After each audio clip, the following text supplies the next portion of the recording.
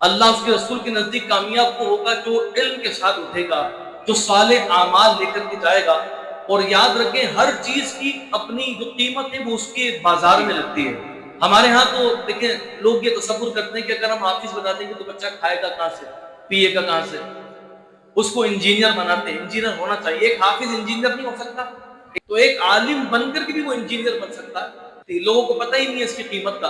مجھے ایک بات یاد آئی، ایک استاد اکثر اپنے طالب علم کو کہا کرتے تھے جناب کہ اس دین کی بڑی قیمت ہے۔ تو ایک دن وہ بچہ، اس کا جوتا پھٹ گیا تھا، وہ موچی کے پاس چلا گیا۔ اس نے کہا جناب میری جوتی ذرا سی دو۔ کہا تم دو گے کیا؟ اس نے کہا دین کا ایک مسئلہ بتاؤں گا۔ اس نے کہا اوے دین کا مسئلہ اپنے پاس رکھ، مجھے تو پیسے چاہیے۔ وہ بچہ بڑا غمگین ہو کر کے واپس استاد کے پاس گیا، کہا استاد جی اتنے عرصے سے آپ ہمیں یہی سکھاتے رہے دین کی بڑی قیمت ہے، دین کی بڑی قیمت ہے، دین کی بڑی قیمت ہے، کیا قیمت ہے اس کی؟ یہاں تو میں جب اپنی جوتی جوڑانے کے لیے گیا ہوں اور اس کو قیمت کے بدلے میں نے کہا کہ تمہیں دین کا ایک مسئلہ بتاؤں گا، تو اس نے کہا کہ مجھے تو قیمت چاہیے، اس دین کا مسئلے کا میں کیا کروں گا؟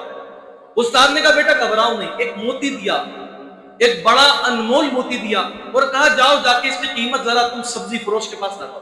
وہ بچہ گیا سبزی کے بازار کے اندر اور جا کر کے اس نے سبزی فروش کو وہ اصل موتی دیا، کہا جناب اس کی قیمت کتنی ہوگی؟ اس نے کہا کہ بس اتنی کہ تم یہ مجھے دے دو، میں کوئی 6-7 تمہیں لیمو دے دوں گا اس کے بدلے میں، میرے بچے اس موتی سے کھیل لیں گے، بس اس سے زیادہ میں اس کی قیمت دے نہیں سکتا۔ اب وہ واپس استاد کے پاس آیا، استاد جی سبزی فروش سے تو اس کی یہ قیمت لگائی۔ کہا بیٹا اب تم اس کو ذرا سنار کی دکان میں لے کے جاؤ۔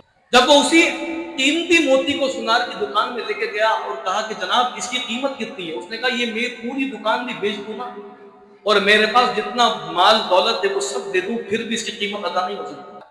جب وہ واپس آیا کہا استاد جی اس کی قیمت تو سنار نے بڑی اعلیٰ لگا دی۔ کہا بیٹا یہی سمجھانا چاہتا ہوں ہر چیز کی قیمت اس کے بازار میں لگتی ہے، دین کی قیمت دنیا کے بازاروں میں لگاؤ گے تو کچھ نہیں ملے گی، دین کی قیمت بھی تمہیں اللہ کی رضا کے کارخانے میں پتہ چلے گی۔ یہاں جاہل کیا جانے، ایک سبزی فروش کا جانے اس دین کی قیمت کو۔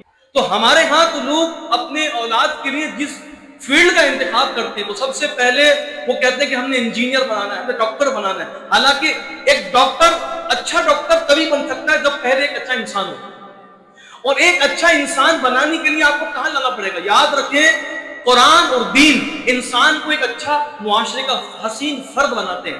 جس طرح ہم دیکھتے ہیں نا وہ تیراکی کے لیے تالاب کی ضرورت ہوتی ہے، جیسا تیراک بننے کے لیے اس کو تالاب کی ضرورت، اچھا جہاز اڑانے کے لیے جہاز کی ضرورت، اس کو اچھا کرکٹر بننے کے لیے میدان کی ضرورت، ایسے ہی معاشرے کا ایک اچھا فرد بننے کے لیے انسان کو قرآن کی ضرورت ہے، دین کی ضرورت ہے۔ دین اور قرآن انسان کو ایک اچھا فرد بناتے ہیں۔ آپ کتنا اچھا ڈاکٹر بنا دیں لیکن اگر وہ ایک اچھا انسان نہیں ہوگا تو وہ ڈاکٹر تو ہوگا مگر کون سا ہوگا؟ وہ کہے گا پہلے فیس دے بعد میں کروں گا خدمت۔ لیکن اگر ایک اچھا انسان بن گیا وہی ڈاکٹر تو پھر کیا ہوگا؟ پھر وہ خدمت خلق کے تحت لوگوں کی خدمت کیا کرے گا، اس کے نزدیک مال پیسے دولت کی کوئی ویلیو